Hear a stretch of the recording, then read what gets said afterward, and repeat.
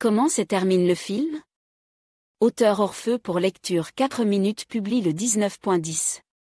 2021 mis à jour le 19.10.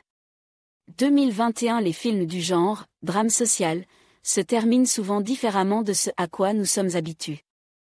La plupart d'entre nous s'attendent à une bonne fin.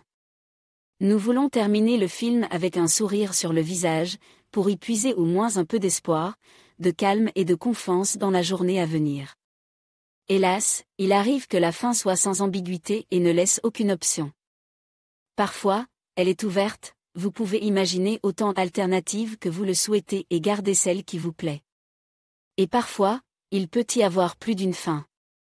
Certaines sont tristes, sans espoir.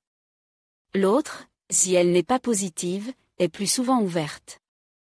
Une fin ouverte est une bonne chose parce qu'elle laisse de la place à la réflexion, plus de matière à réflexion.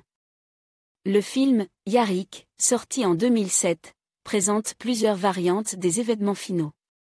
Et les alternatives se suivent dans un tel ordre qu'elles provoquent un changement d'émotion presque polaire en un court laps de temps. Une telle technique laisse une trace indélébile dans l'âme. La veille du Nouvel An. Yarrick, âgé de 5 ou 6 ans, se retrouve seul dans une grande gare. Sa mère est partie chercher des gâteaux, mais n'est pas revenue, elle a été heurtée par un train. Ignorant ce qui se passe, Yarrick part à la recherche de sa maman, puis de son père. Sur son chemin, le petit héros rencontre différentes personnes. Certaines d'entre elles sont gentilles et essaient d'aider l'enfant. Ils l'aident comme ils le peuvent. Le plus souvent avec quelque chose d'insignifiant. Mais cela donne toujours l'espoir d'une issue favorable.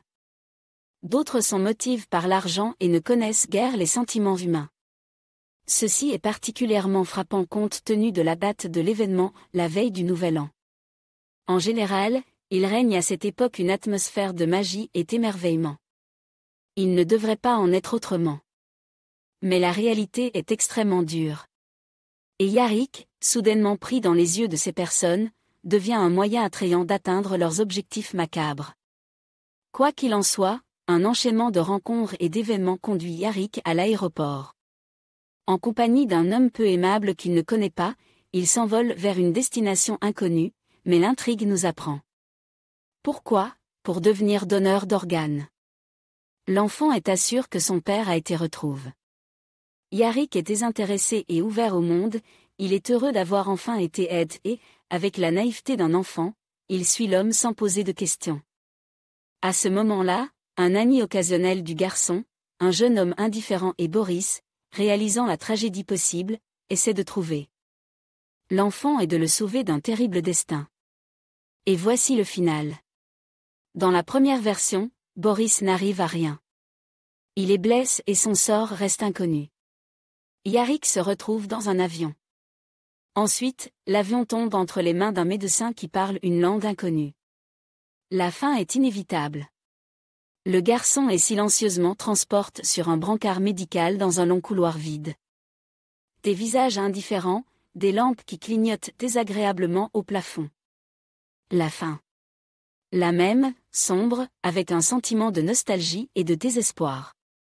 Après le générique, une version alternative est présentée.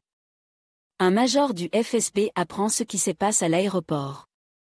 Le spectateur apprend ici que Boris est vivant et qu'il témoigne. Le major, une femme agréable, se méfie de ce que Boris raconte et vérifie les informations. Lorsqu'elle se rend compte que l'enfant a été transporté clandestinement à Vienne, elle trouve un moyen de l'aider. Elle contacte l'ambassade, l'aéroport de Vienne, Interpol. Les données sont transférées. Tout le monde attend que l'avion atterrisse à Vienne pour éviter une tragédie. Tout s'est-il bien passé? Il n'y a pas de réponse à cette question. Mais il y a de l'espoir. Un appel arrive sur le téléphone du major, mais il ne s'agit pas d'un appel professionnel. Sa fille l'appelle et lui demande s'ils auront le temps de réaliser leur projet. Le major répond, « Nous aurons le temps, nous aurons certainement le temps. » Voilà à quoi ressemble une fin ouverte. Il est intéressant de noter que les deux alternatives ne se croisent en aucune façon. Dans un premier temps, le spectateur a droit à une fin morose, plonge dans de lourdes réflexions. Un court épisode de générique, puis un espoir timide, mais toujours présent. Une fin de film aussi inhabituelle donne son résultat. Elle permet de ressentir une large gamme d'émotions et de sentiments. Et, par conséquent, elle suscite une plus grande réponse émotionnelle. Ce qui est particulièrement important pour les films sur des thèmes sociaux et socio-aigus.